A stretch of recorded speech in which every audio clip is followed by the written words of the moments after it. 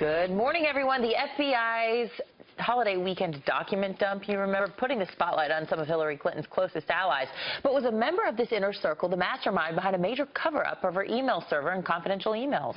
Joining us from D.C. to weigh in is a former general counsel to Vice President. Are you ready? I'm ready. I'm more than ready. Are you ready, Arun? Well, you know what? I hate to tell you this, but it just doesn't matter. I mean, at the end of the day, Dagan, this FBI report tells us. Oh, there's just so much. There's so much information in the report.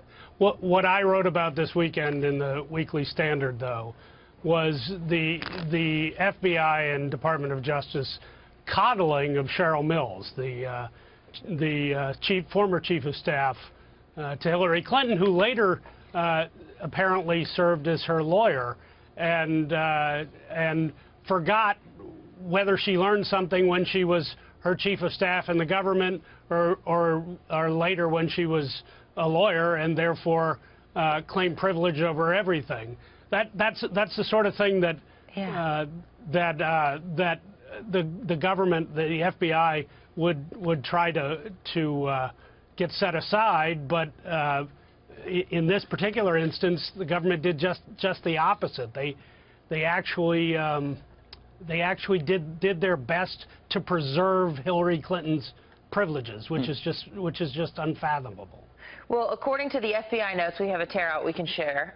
According to Samuelson, Mills and Kendall subsequently reviewed emails that Samuelson printed, and any hard copy of the email was not included in the folder Samuelson created in Microsoft Outlook to contain all of the work-related emails. So I think what this is showing is that Mills was giving material witness testimony during the investigation, but then was also allowed to sit in on Hillary Clinton's testimony. What would the DOJ normally do? Well, normally you just wouldn't allow that to happen. You keep witnesses apart. And here you have a material witness who actually testified to the FBI, also acting as a lawyer. It's just bizarre. And again, DOJ wasn't simply just going along with it.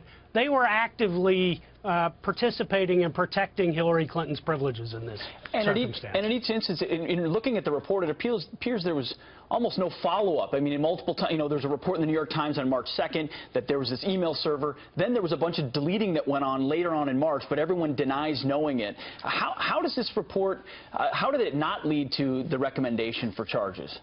It's just hard to understand, Pete, because Cheryl Mills, for instance, told the FBI investigators that she didn't know about this server until after she left the government, when all this hubbub came up.